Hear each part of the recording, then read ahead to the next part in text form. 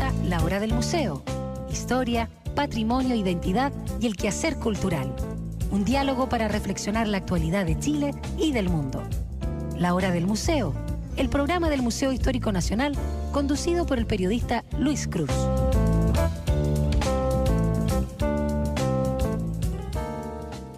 Muy buenos días, sean ustedes muy bienvenidos y bienvenidas a La Hora del Museo, el programa del Museo Histórico Nacional.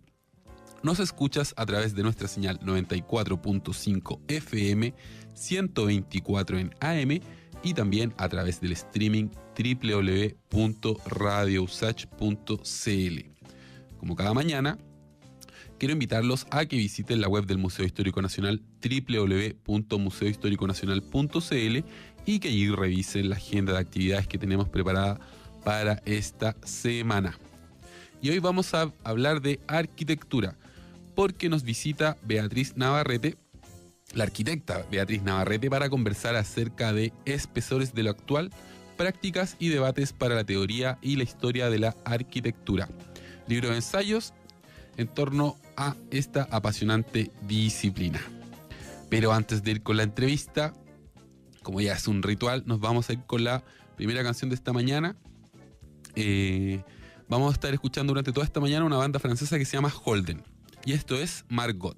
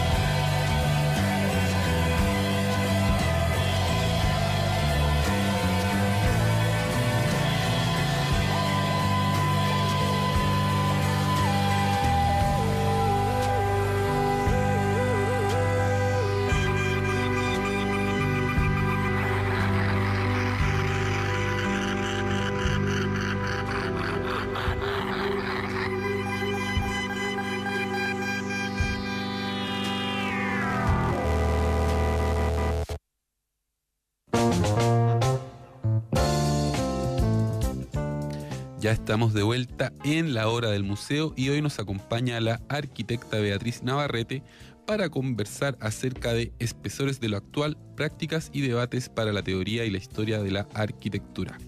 Beatriz, te quiero agradecer que nos acompañes en esta mañana con este tema, ¿no? Que quizás no es tan usual para la hora del museo, pero aquí a mí me interesa mucho que lo desarrollemos. Bueno, gracias por la invitación. Y quiero avisarle a nuestros auditores que vamos a regalar una copia del libro. Para ganarse la copia nos tienen que escribir a radio@usach.cl y decirnos por qué deberías ganarte el libro. Ah, qué bueno. Sí, al ganador lo vamos a anunciar al final de este capítulo. Así que escriban desde ya. Beatriz, bueno, qué importante la arquitectura, qué importantes son los arquitectos. Pero yo siento que sabemos poco, como la sociedad civil sabe poquito de arquitectura, y me parece que este libro es una buena forma de acercarse quizás a qué es lo que están pensando los arquitectos ahora. Yo te quisiera preguntar cómo se genera esta publicación. Bueno, esta publicación es el resultado de la compilación de las ponencias del segundo Encuentro Nacional de Teoría e Historia de la Arquitectura.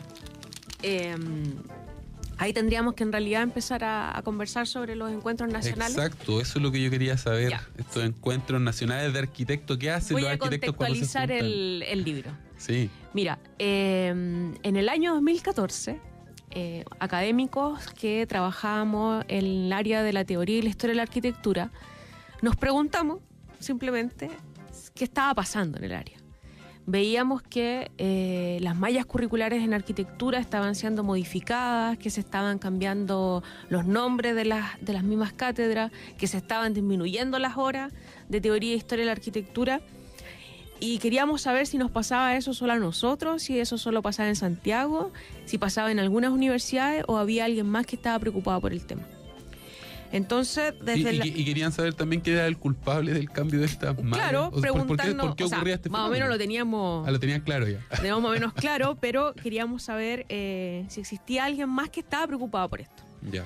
Entonces, específicamente con el coordinador del área en ese minuto, que es José Solís, que también es autor acá en este libro ahora, armamos desde la Universidad Central, en realidad, y que era muy extraño, también desde una universidad privada, invitar a varias otras universidades. En realidad invitamos a todas las escuelas de arquitectura de todo Chile para armar el primer encuentro nacional de teoría e historia de la arquitectura que por lo menos nosotros teníamos registro. Cuando averiguamos, se supone que había habido uno antes en la Universidad de Chile, pero que había durado una mañana, que no era nacional y que se había debatido algo como en los años 90. Ese era el referente. Ese era el único referente. El único referente. Entonces dijimos, ya, esto va a ser inédito, veamos si alguien nos contesta. Nosotros los dos somos arquitectos formados en la Universidad de Chile y académicos en la Universidad Central. Y hicimos este llamado a todas las escuelas de arquitectura. Y para nuestra sorpresa tuvimos mucha convocatoria, muchas respuestas, y nos dimos cuenta que había mucha gente que estaba sola pensando esto mismo igual que nosotros. Y habían ganas de conversar, ¿no? Habían ganas de conversar. Entonces hicimos ese primer encuentro en la Universidad Central, que para nosotros era emblemático además porque queríamos demostrar que había tema, o sea que existía la teoría y la historia, que había gente todavía que quería conversar el tema. Tuvimos una convocatoria abierta. Llegaron en la primera jornada, tuvimos en promedio casi 100 personas siempre, duró 2 días. Y otra cosa emblemática que pasa ahí es que invitamos a uno de los autores que también es parte de esta colección, a Luis Weissman, a rescatarlo de alguna forma. Él abre este primer encuentro porque él fue uno de los arquitectos que escribe uno, yo diría, de los primeros textos en Chile, que tampoco hay muchos, digamos, de la teoría y la historia de la arquitectura, que se llama Hacia una teoría de la arquitectura, en la Universidad de Chile, en 1973. Es su proyecto de título. Él alcanza a titularse y de ahí es exonerado de la Escuela de Arquitectura de la Chile. este libro, este escrito que tenía él, fue rescatado en realidad de la Biblioteca de la Chile porque entre muchos otros libros que fueron quemados. Entonces tenía toda una historia, así, toda una connotación. Logramos que Louis Weisman, que hasta ese minuto no lo conocíamos, hoy día ya es mi gran amigo, ¿Ah, sí? Sí, accediera a abrir este encuentro y contarnos justamente esa historia, qué había pasado con la teoría de la arquitectura en Chile. Y que en realidad había tenido este impacto en el golpe fuerte, y que nos dábamos cuenta que había sido súper difícil recuperar. Y nos es difícil recuperar hasta el día de hoy. Entonces, por eso era tan emblemático este primer encuentro. Tenía también, podríamos decirlo, como una carga política también, que queríamos dar un mensaje. Entonces tuvimos eco. Ese primer encuentro también tuvimos, yo diría, el honor que lo cierra Humberto Giannini. Nosotros lo invitamos. Él accede, él ya estaba muy enfermo, de hecho 3 semanas después él fallece y fue su último acto público, y la verdad que eso fue así muy muy emocionante. Entonces ese primer encuentro vino a sellar varias cosas, fue emblemático en todo sentido, y eso, el éxito partieron que tuvo, partió con el pie derecho. Les resultó todo. No. Tuvieron convocatoria nacional, tuvieron a Humberto Giannini. Tuvimos a Louis Weisman. Entonces fue un evento que la verdad fue exitoso, y eso dio pie entonces a que se pudiera armar el segundo encuentro nacional de teoría e historia. Y hoy día ya acabamos de cerrar, y ahí les contaré en detalle, el cuarto encuentro ya. Y ya está programado el quinto, que va a ser acá en Santiago. Según leí en el libro, esta publicación se origina en el segundo congreso que se hace acá en la Universidad de Santiago. Sí. El segundo se convoca desde la Escuela de Arquitectura acá en Lusach. Y este fue el título de la convocatoria: Espesores de la actual, prácticas y debates para la teoría y la historia de la arquitectura. El primero tenía que ver justamente más con identificarnos quiénes éramos los que estábamos trabajando en la teoría y la historia, y se enfocó más a la enseñanza de la arquitectura. Este segundo queríamos ver si había un espesor en realidad, si habían autores, investigadores, pensadores, que estuvieran reflexionando sobre la arquitectura, más allá de lo que es solamente la descripción que es lo que en general uno ve, no sé, pues en las revistas de arquitectura. A mí me sorprende mucho esto que tú me cuentas, porque yo tenía la idea de que había toda una discusión y una teoría así como constante entre los arquitectos, pero tú me contabas tras el micrófono que en el fondo los arquitectos sí se juntan, pero se juntan a mostrarse los proyectos. Bueno, en general, las bienales de arquitectura, por ejemplo, si bien tratan de hacer obviamente siempre una reflexión, queda más como en lo objetual, en las cosas, ¿cierto? En mostrar las maquetas, que está bien, sí, eso está súper bien. Pero la disciplina de la teoría... La reflexión en torno a la disciplina es lo que no se... Porque la teoría y la historia de la arquitectura es una disciplina dentro de también el estudio de la arquitectura. Claro. Y en general lo que se asume es que está dentro como del proyecto o está dentro de la maqueta, como que ahí estaría la teoría también y la historia. Es como que está invisibilizada hasta... Bueno, yo creo que ahora ya se ha visibilizado más. Claro. Pero hasta ese minuto lo veíamos súper invisibilizada. Por eso lo de los encuentros tiene también una connotación súper especial. Esto no es un congreso, no es un seminario, no es una bienal, sino que le llamamos, y no es casual, encuentro. O sea, el encuentro tiene que ver con la conversación, con hacer un nosotros, con ver si existíamos como tal. Ir generando tejido. Tiene que ver también, y de aquí hay algo como que viene y que pasa en toda la universidad, yo creo, que es también que nos veíamos como forzados a toda esta sobrevaloración de la imagen, ¿cierto? Sobre todo en la arquitectura. O sea, las revistas de arquitectura, a diferencia de lo que nosotros estamos proponiendo, sobre todo en la colección de arquitectura LOM, es que el libro y a través de la palabra sea un espacio de reflexión.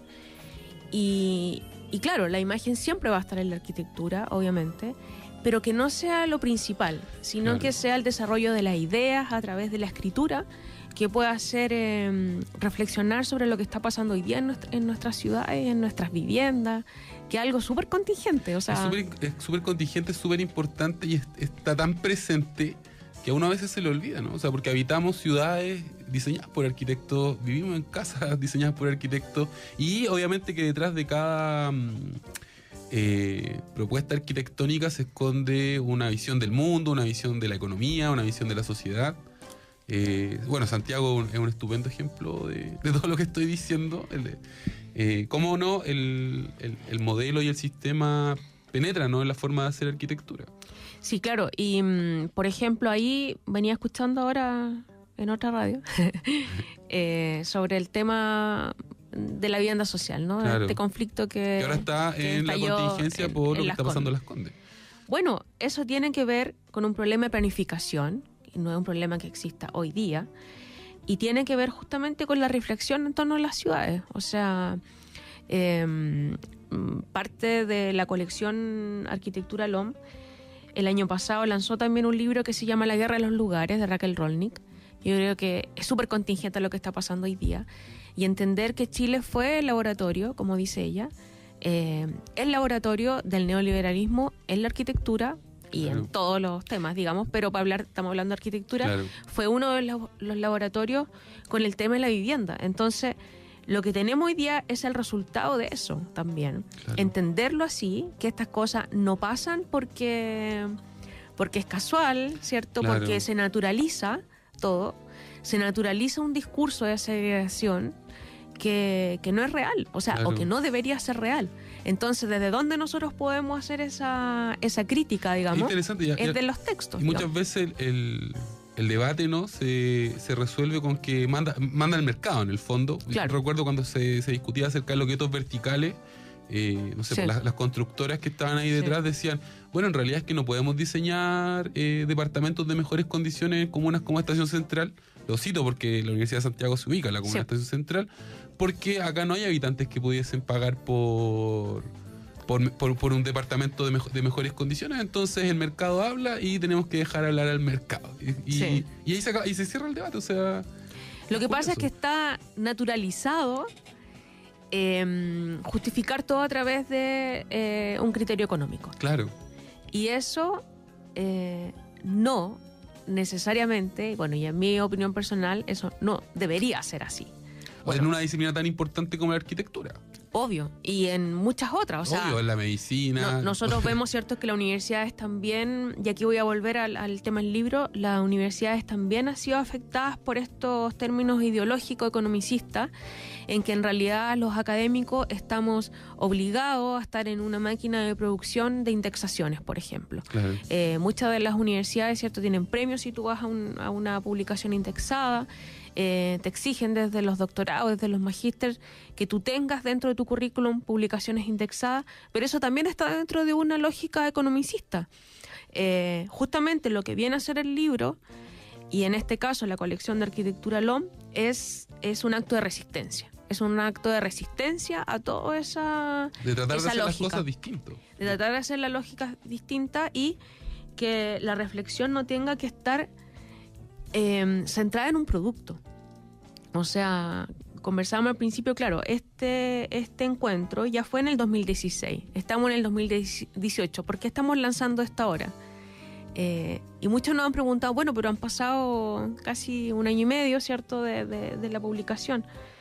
Pero yo creo que finalmente en este mundo de la inmediatez y todo lo importante y lo que genera también gestar un libro, y tú lo sabes, ¿cierto?, como editor, sobre todo con 20 autores, de repente es un proceso lento. Eso yo te quería preguntar. Y que no necesariamente queda... El libro, la gracia que tiene, a diferencia del artículo indexado, ¿cierto? Yo nunca, lo conversamos con otros profes, yo nunca he escuchado decir, oh, qué bueno ese artículo indexado de tal revista. Eso es una... Y creo que también es la forma que tiene el sistema de ir encerrando el conocimiento que se produce en las universidades para que no... para que los académicos, para que los investigadores no trabajen de cara a la sociedad, ¿no?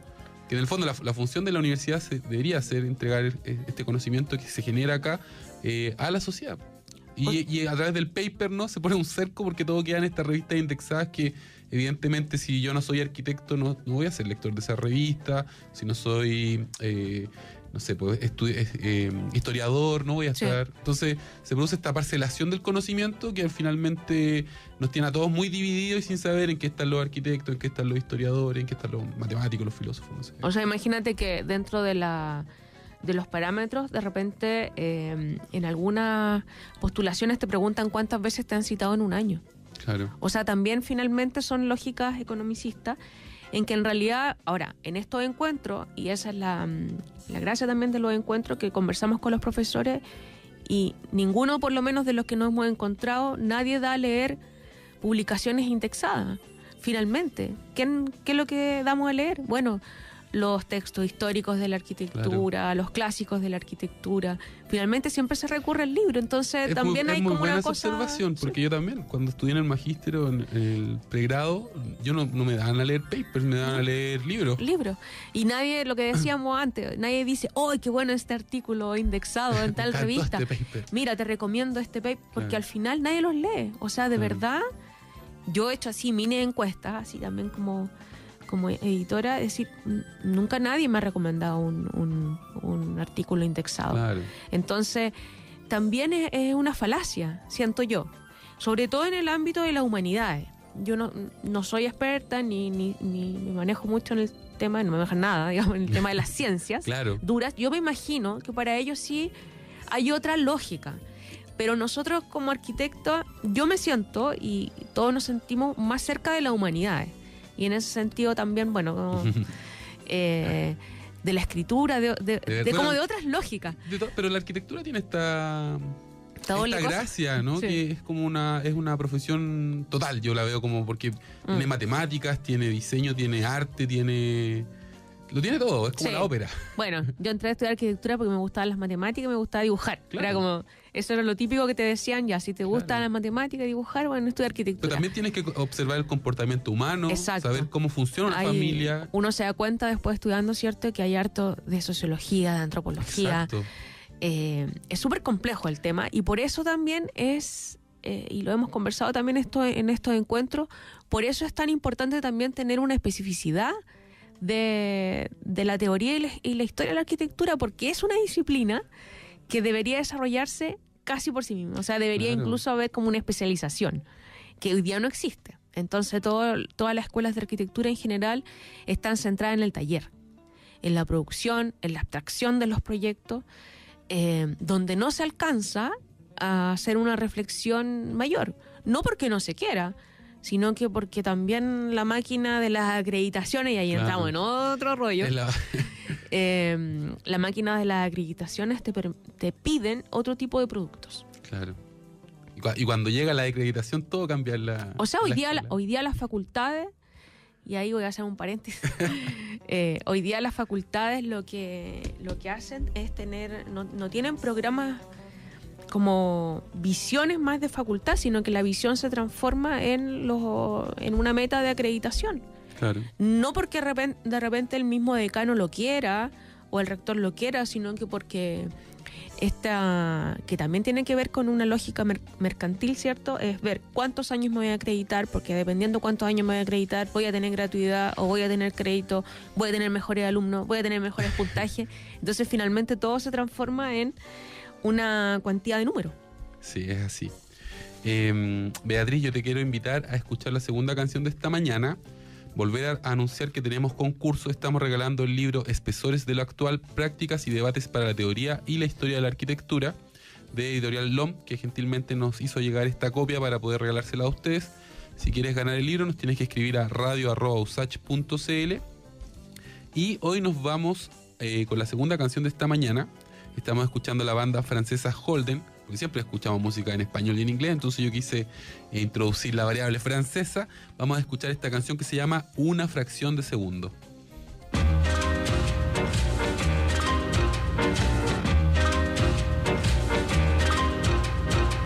Un jour le bonheur vous sourit, vous êtes comme moi le premier surpris, une fraction de seconde. On voit le bout de l'infini, jour le bonheur est à vos pieds, un geste suffirait pour le ramasser, mais quelque chose d'étrange vous pousse plutôt à shooter dedans. Ça prend des mois, mais on l'aura à l'usure, au rabais. Les autres savent mieux que moi, mais quand bien même j'attends, j'attendrai.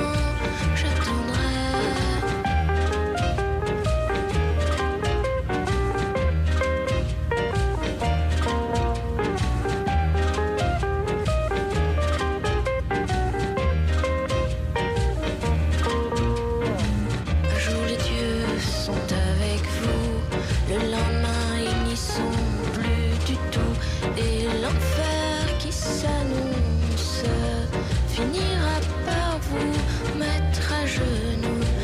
Un jour ou l'autre on se compromet, ne serait-ce que par la pensée d'un futur bien tranquille, bercé au son d'une cafetière électrique. Ça prend des mois, mais on l'aura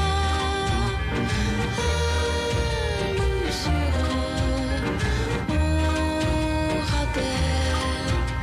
Les autres savent mieux que moi, mais quand bien même j'attends, j'attendrai.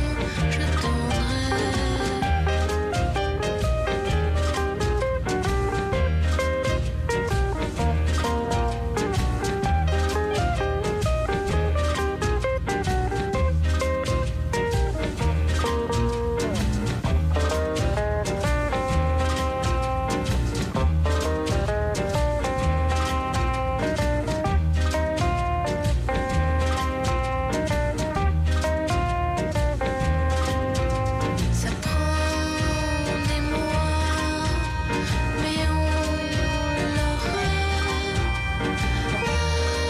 à l'usure, au rabais. Les autres savent mieux que moi, mais quand bien même j'attendrai. Un jour le bonheur vous trahit, vous êtes comme moi le premier surpris, une fraction de seconde. Il n'y a plus rien à l'infini, il n'y a plus rien à l'infini.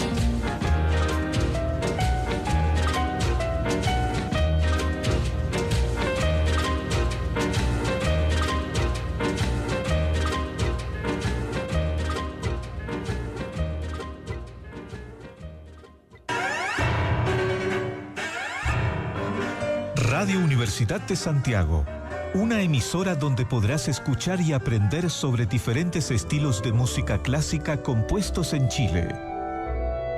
Te invitamos a que juntos valoremos a nuestros creadores y creadoras. Somos tu radio pública.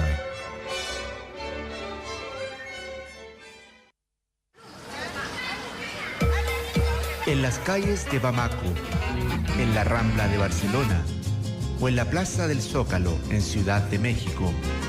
Geografía de la música. La música está en todas partes, por eso no descansaremos hasta descubrir cada sonido, cada voz, cada rincón de nuestro planeta en Geografía de la Música. Geografía de la música. Acompáñanos en nuestra nueva temporada de lunes a viernes a las 2 de la tarde para descubrir lo más destacado de la música del mundo. 94.5 FM y en radiousach.cl.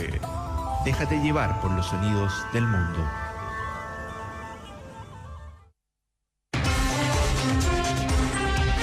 En Simple Texto abordamos en profundidad y con pluralismo los temas de interés público.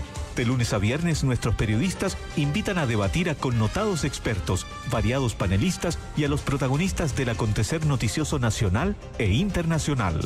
Sintonícenos en nuestras 2 ediciones, a las 8 de la mañana y a las 13 horas, en Radio Universidad de Santiago.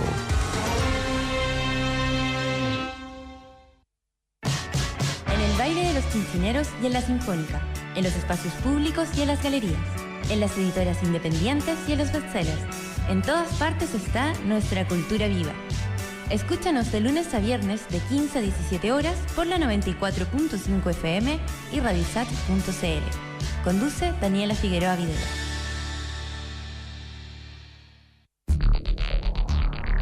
Radio Universidad de Santiago, 94.5 FM, 124 AM y www.radiousach.cl. Una emisora plural, analítica y con una amplia red de voces expertas. Somos tu radio pública.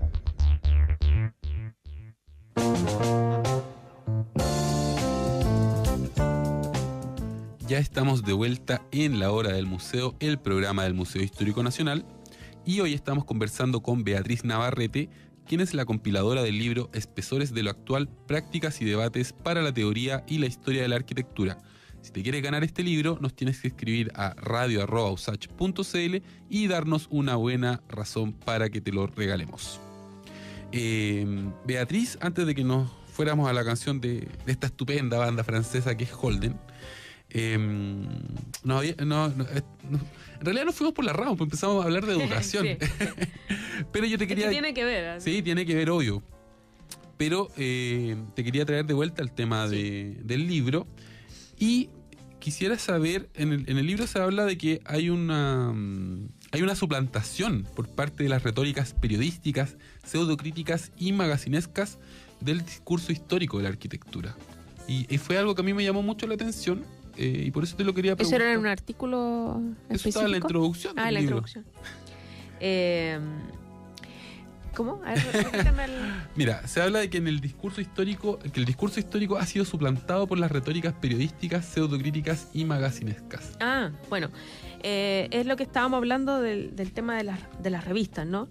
De la imagen. De la imagen. Sí, de la sobrevaloración de la imagen por sobre el texto escrito. Yo creo que ese es un tema que en la arquitectura y en el diseño ha sido súper importante y que la fotografía de alguna forma también ha reemplazado o ha construido esta retórica de la imagen, si lo hablamos así como en términos bartesianos. Claro. Ahora, esta retórica que uno, por ejemplo, no sé, pues en términos del común de la gente ve vivienda de decoración, exacto, eso estoy pensando más yo. Deco, hay muy pocas revistas especializadas en Chile, pero hay que son del Colegio de Arquitectos, que la revista Ambiente, están principalmente enfocadas en la fotografía y en la imagen. Claro. Entonces se transmite esa idea de la arquitectura, ¿no? Esa idea de la arquitectura que la gente que lo que hace es naturalizar también la idea de una buena arquitectura. O sea, entender que lo que aparece ahí sería como lo que estaría bien, claro, dentro de la arquitectura. En ese sentido hablamos como de lo magacinesco. Entonces todos lo que son los libros de arquitectura están relegados, claro, a las publicaciones de las universidades, que cada vez son menos, que claro, estábamos conversando, ¿cierto? Que también hoy día en la universidad el presupuesto de hacer un libro ha bajado casi a cero, casi en todas las universidades, y eso significa que se sobrevaloriza también lo que hablábamos antes, el artículo indexado, el artículo en una revista internacional, claro, que tiene que tener un comité internacional. Entonces en ese sentido este libro también aparece como una resistencia a eso, lo que decía antes. Hay un teórico y doctor en filosofía, Carlos Osa, que es de la Universidad de Chile, que habla de un concepto que a mí me parece súper atingente a eso también, que es como él habla del capitalismo cognitivo, ¿ya? El capitalismo cognitivo y la precarización de la creatividad. La precarización de la creatividad. Habla del ego explotado también, ¿ya? La imagen y también lo que pasa en arquitectura también tiene que ver con eso. Es como los arquitectos se sienten que tienen que ser constructores de su misma imagen y de su misma empresa. Ya. Tenemos casos emblemáticos, no sé, sobre todo la Universidad Católica tiene mucha experiencia en eso, en como armar un capitalismo cognitivo en torno a un personaje. Más como que, estos arquitectos de estrella. claro, como los arquitectos estrella, y que en general a los estudiantes se les enseña que ese debería ser su modelo a seguir. alter ego, claro. Entonces, toda esta arquitectura o la parte más reflexiva, que es como la escritura, queda como en segundo plano.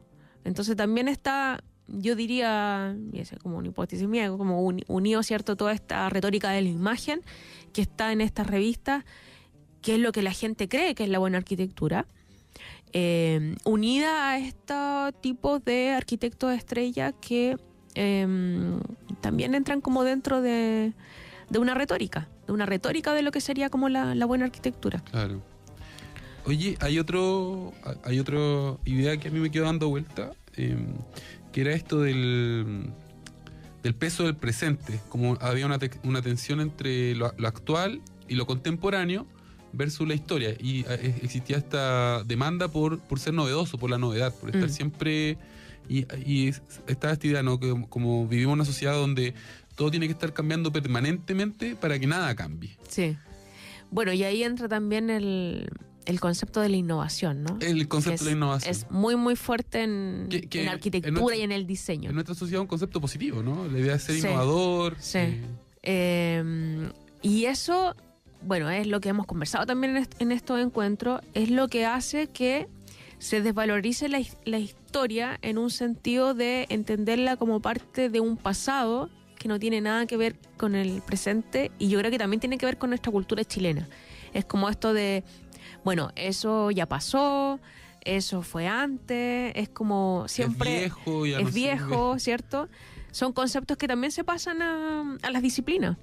Y en arquitectura en general, claro, cuando se enseña también en el taller, siempre se está pensando como en este tema de la innovación como algo nuevo, o como algo bueno, como algo que está también, yo creo, sobrevalorizado por sobre el rescate de la historia misma. Entonces ahí los historiadores, yo diría que eso también lo hemos visto en los encuentros, los profesores de historia tienen un gran desafío porque en general también es como invisibilizada dentro de las escuelas de arquitectura.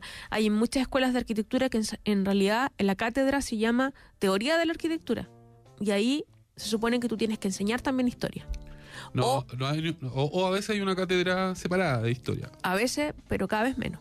¿En serio? En general se han fundido, y por ejemplo, en la escuela donde hago clases yo, también la cátedra de Historia del Arte, que en general antiguamente siempre fue obligatoria dentro de, y que me parece básico, que un arquitecto tenga un semestre de Historia del Arte. Historia del Arte no existe, se han eliminado casi en todas las escuelas de arquitectura. Wow. Sí. Wow. Y eso es por, o sea, en el diagnóstico eso es porque estamos viviendo en un modelo, ¿no?, económico, Sí. ideológico que no necesita, ¿no? Que no necesita de la historia. O sea, no necesita del arte, porque finalmente la decisión que la toma un ingeniero comercial. que no necesita del arte, que no necesita de la historia. De la filosofía y también. De la filosofía, que está súper cierto en cuestión, incluso en las mayas. Ahora, creo que se revirtió últimamente eso, por suerte. Claro, tiene que ver con esto que yo hablaba del capitalismo cognitivo que hablaba Carlos Osa, en el sentido que también esta precarización de la creatividad lo que te enfoca justamente es hablar sobre la innovación por sobre la reflexión. Claro. Ahora, es como bien paradójico, porque es como esta innovación también, obviamente, se supone que es como la máxima expresión de un proceso creativo. Pero si vamos como en realidad al fondo y nos metemos más en las cátedras y cómo se desarrolla, vemos que no necesariamente es así, pues. ¿Ya? Entonces empiezan a normalizar ciertos vocablos, como son la inmediatez, la innovación, el emprendimiento, la capacitación, el ser ejecutivo, Y todos esos vocablos han ingresado a la academia, se han instalado y se han subvertido al pensamiento. O sea, están por sobre, ¿cierto?, otras palabras que son la reflexión. Y yo creo que en ese sentido yo te convencía, ¿cierto?, que las palabras y el vocabulario forman también realidad. Claro. Y bueno, también hay otra idea que aparece en el libro, que es esta lectura multidimensional de los fenómenos arquitectónicos. Y me gustaría un poco que nos explicaras qué es esta lectura multidimensional y por qué es necesaria. Esta lectura multidimensional, interdisciplinaria también. Claro. Nosotros, y que lo hemos conversado, ¿cierto?, la arquitectura va más allá de la forma y del proyecto mismo, que a lo mejor es como lo que la gente en general ve. Bueno, ¿qué hace un arquitecto? Construye edificios. Claro. O los diseña. O los diseña y construye edificios, ¿cierto? Y en general, incluso en la práctica, no es tan así, porque en general lo puede diseñar un arquitecto, pero en general que lo construye es un ingeniero, claro, constructor, el que toma las decisiones, un economicista o ingeniero industrial, o el gerente de la empresa, ¿cierto? Claro. En este caso la inmobiliaria.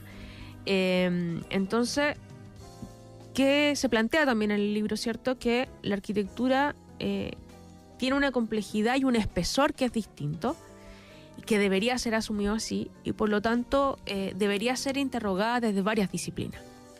O sea, una de ellas debería ser la filosofía, obviamente, para interrogar nuestras formas de vida, la sociología.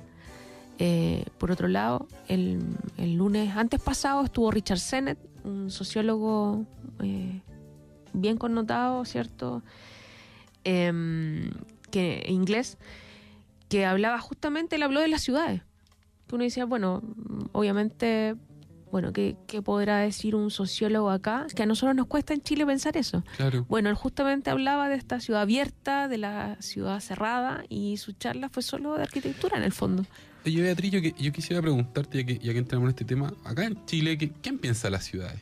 ¿Quién toma esas decisiones? ¿Están dejadas al mercado? ¿Es una oficina sola inmobiliaria? Para decirlo así en términos claros y gruesos, podrán haber algunas opiniones de planificador y todo, pero en general está entregada al mercado. Ya. O sea, lo que nosotros podemos ver en todas las planificaciones que... Y cuando decimos mercado, porque uno habla del mercado y es como esta entelequia, ¿no? Esta nube, pero no es una nube, es gente de carne y hueso, son dueños de empresas. Sí. Y en el fondo son la inmobiliaria. Hay un ingeniero comercial, me imagino, que verá qué sector es más rentable. Y así funciona. Así funciona. O sea, yo conozco de cerca el caso de la constructora, por ejemplo, y de la inmobiliaria que armó los famosos yetos verticales, que fue buena el nombre que puso Claudio Rego en su minuto. Los yetos verticales. Para visibilizar el tema. Esa es de su casa. Su casa es la inmobiliaria, ¿no? ¿Cómo su casa? Así se llama, creo. No sé cómo se llama. Esta inmobiliaria, claro, lo que dice, bueno, es mejor que la gente viva así a que tenga que trasladarse una hora, ¿cierto?, hasta sus trabajos, aquí por último vive al lado del metro, y la gente quiere eso. Es como dar vuelta siempre el discurso, ¿no? Pero nosotros sabemos que detrás de eso lo que hay es una ganancia inmensa comercial en un terreno donde, claro, en vez de construir edificios de menor altura, tú construyes unas torres de más de 30 pisos, donde sacas más plusvalía de un pedazo de terreno donde ni siquiera se pueden estacionar los autos alrededor. Entonces, yo en mi caso vivo en Ñuñoa, lo veo todos los días, como se han demolido grandes y bellas casas que existían ahí en el barrio para hacer edificios en altura. Ahora, ¿para qué? Solamente las razones finalmente son económicas. Económicas. Obviamente la gente, hay necesidades de vivienda en Santiago, pero no hay planificación desde otros criterios, sino que finalmente lo que prima son solo los económicos. Claro, hacer un buen negocio. Eso es lo que prima, para decirlo así. Hay seguramente, si uno empieza a buscar algunas excepciones, pero en general Santiago, ese ha sido el criterio que ha primado. Que ha primado. Sí. Otra idea que cruza el libro que a mí me llamó mucho la atención es que el debate entre lo global y lo local parece estar aparentemente agotado o que se han aclarado sus dimensiones más problemáticas. Y yo te quisiera preguntar, ¿por qué crees tú por qué se propone esto, ¿no? que este debate está agotado? Y si tiene que ver con que finalmente ya se impuso, ¿no?, la visión globalista por sobre la localista. Sí, bueno, ese es un tema que siempre sale en los encuentros como debate. Yo creo que ahí lo importante también es casi como lo mismo que estábamos conversando, o sea, lo global en el sentido de que los números, basta con escuchar, ¿cierto?, bueno, a nuestro presidente, al presidente de Argentina, por ejemplo, hablar del crecimiento económico como algo que es así como hablamos de la acreditación, es como que parece el programa de gobierno, el único factor que importara, ¿cierto? Ahora, ¿qué hace que ese criterio está dentro de un criterio global? O sea, que no es difícil así, o sea, tenerlo nosotros, entenderlo incluso. O sea, lo escuchamos, ¿cierto?, en la tele, también está neutralizado, claro, que en realidad creció en 4,9 el país. Es una buena noticia, pero es una buena noticia ¿para quién? Uno se debería preguntar. Claro. Versus, ¿cierto?, lo local, que debería ser importando no solo nuestro país y solamente Santiago, sino que cómo nosotros llegamos a las localidades más pequeñas. Y eso es lo que yo, por lo menos en el artículo que está aquí en el libro, es lo que yo planteo.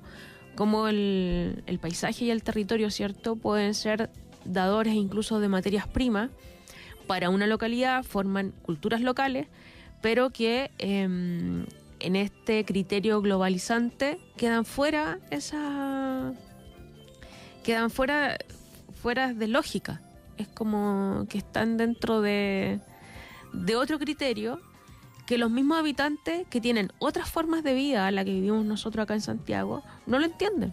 Entonces esto de que el país creció un tanto % al mes, ¿qué significa eso para la gente en realidad en su vida cotidiana? Claro. A eso se refiere como más como lo local y ir a otra escala. O incorporar otras variables también. Otras variables. Digamos, el crecimiento económico es importante, pero no puede ser el único norte que tengamos como sociedad, creo. Sí, yo no sé si yo exagero o no, pero yo lo que veo, no sé, viendo las noticias o lo que uno ve, es que pareciera que es lo único importante, sí, ¿no? No claro. sé si yo lo veo muy, muy cegado. O sea, claramente esta administración tiene ese sesgo, yo lo veo como un sesgo porque, digamos, vivimos en una sociedad que es un poco más compleja que solo generar mucha plata para... Sí. Ahora bien, ¿qué crees tú? Ya pues se nos está acabando el tiempo, pero como el Estado tiene algo que decir, ¿no?, en ayudarnos a cambiar un poco esta lógica de mercado, ¿crees tú? Debería. Yo lo veo súper difícil. Yo no creo que vaya a ser un cambio... ¿O dónde se podría hacer la diferencia, aparte, ¿no?, de hacer los libros y los encuentros? Yo creo que esa es una convicción mía, así súper personal, que la universidad es el actor llamado a generar los cambios. Por eso, hoy día en el movimiento que también me voy a ir por otra rama. Sí, dale. En el movimiento que está hoy día, ¿cierto?, que parten en el universitario y hemos conversado también con muchas chicas ahí. No solamente se está luchando por algo del movimiento feminista, sino que eso también está cruzado justamente con estas temáticas, ¿cierto? Claro. De cómo el neoliberalismo, para decirlo en términos ideológicos, también ha cosificado a la mujer, ha cosificado, ¿cierto?, a las personas. Cuando yo escuchaba hoy día en la radio que decían, bueno, a estas personas se les va a trasladar como si fueran unas cosas. Claro. O sea, como que parece que la ciudad también fuera como un Lego, ¿cierto?, donde tú trasladas a esta gente, porque así se llama, hay un lenguaje ahí que es súper fuerte. ¿De dónde se puede hacer esa resistencia? Creo yo, en lo personal, es desde la universidad, es desde la reflexión, es desde los libros, y eso yo lo vuelvo a insistir, que en la colección aquí Arquitectura LOM lo que hemos tratado es que a través del libro de la palabra sea un acto de resistencia para estas lógicas también neoliberales que nos instalan naturalizar las cosas. Así como se ha hablado que se ha naturalizado lo que son las ideas machistas, qué sé yo, el mismo lenguaje machista. Bueno, también se ha naturalizado un lenguaje economicista con respecto a habitar las ciudades. Donde efectivamente, bueno, la inmobiliaria es la que tiene como un poder por sobre los mismos habitantes, y eso lo vemos naturalizado, pero no debería ser así. Claro. O sea, lo más importante son las formas de habitar, las formas en comunidad. Richard Sennett el otro día mostraba unas diapositivas donde decía, bueno, hay ciertas formas en cómo tú instalas las viviendas que hacen que ese habitante, y eso está demostrado a través de todo el mundo, no es algo que decía él, vivan de mejor forma, claro, que a otras. Y eso es un nunca dato de la se causa. habla. O sea, era súper gráfico lo que... Es algo pragmático, algo que uno... Absolutamente. Por ejemplo, proyectos como la Villa Frey, como la Villa Olímpica, como lo era la Villa San Luis, que se demolió. Bueno, está demostrado que esas formas de arquitectura... Le hacen bien a las personas que viven ahí. A las personas que viven ahí. Se transmiten otras formas de relación. Claro. Por ejemplo, en la Villa Frey, para decir un ejemplo súper concreto que entiendan los auditores, no hay, o sea, hay estacionamientos de vehículos, pero los estacionamientos son comunes. Si tú llegas, te estacionas, si llegas más tarde, te quedaste sin un estacionamiento, pero el estacionamiento no es de nadie. No es de un... Y ahí chocamos con esta idea de la propiedad privada, ¿no? De tener de lo mío. Los jardines son de todo, el agua se paga entre todos. Claro. Si vive una persona en un departamento, paga lo mismo que otra que viven 6 personas. Eso hoy día, por ejemplo, los vecinos ahí, yo vivo en la Villa Frey, lo admiten así, pero en un edificio otro es imposible claro, pensar en ese pago incluso solidario del agua. No, claro, pasa todo por una visión de negocio. ¿No? Y el vivir en forma también, habitar la ciudad en forma individual y enrejarnos. Exacto. O sea, eso también ha sido como una... Bueno, Beatriz, hemos llegado al final de este capítulo de La Hora del Museo. Ha sido una conversación muy interesante. Pasó una hora, no puedo creer. Sí, yo te quiero dejar invitada, ¿no? Para un programa futuro. Sé que Encantada. Nuestros auditores lo van a agradecer. Puedes venir a hablar de otro libro, otro tema relacionado con la arquitectura, el patrimonio y la ciudad. Quiero anunciar al ganador del libro de esta mañana, es Cristian Delón, quien nos felicita por el programa, felicita a la invitada de hoy, el tema. Gracias. Así que se merece que el libro, yo te voy a mandar un mail, Cristian, para que vengas a retirar el libro acá a las oficinas de la radio. Y los quiero dejar con la última canción de esta mañana. Estuvimos escuchando el disco Pedro Lira de la banda Holden, y vamos a escuchar una canción que se llama Je te reconnais.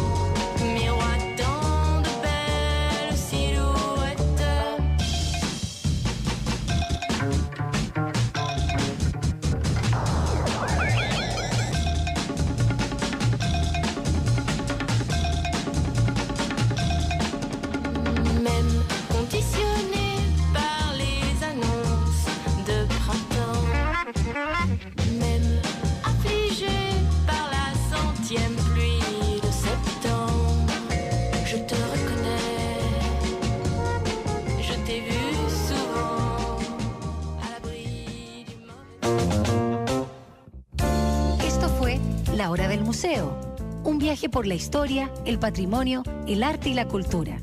El Museo Histórico Nacional y Luis Cruz te esperan de lunes a viernes a las 11 horas con nuevos capítulos de nuestra historia.